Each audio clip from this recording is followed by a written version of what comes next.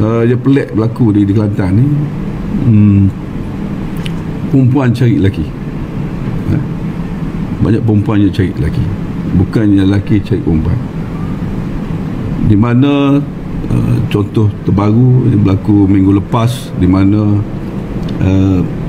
anak saudara perempuan minta dengan bapa saudara untuk bersama di bawah umur.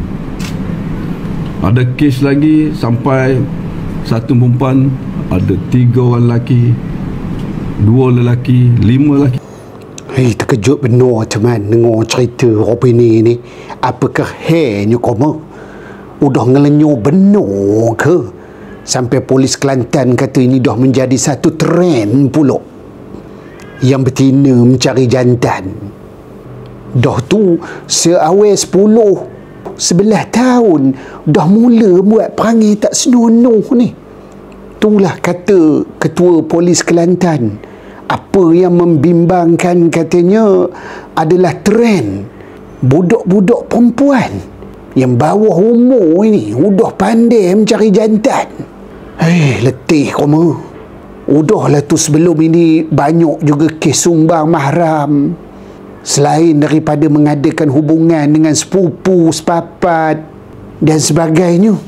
Jadi kata Ketua Polis ini, benda-benda ini tak boleh dipandang remeh.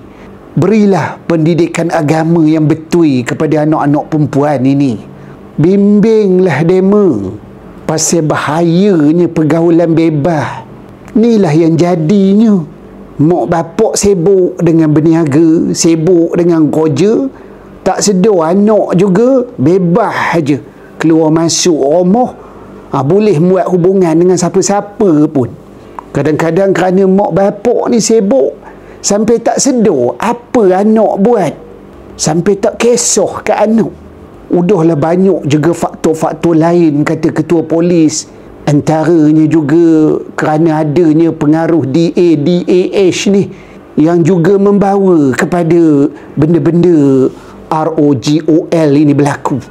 Jadi kita ni sebagai mak bapak, marilah kita bermuhasabah, merenung balik peranan kita sebagai mak bapak nak membimbing anak-anak ni.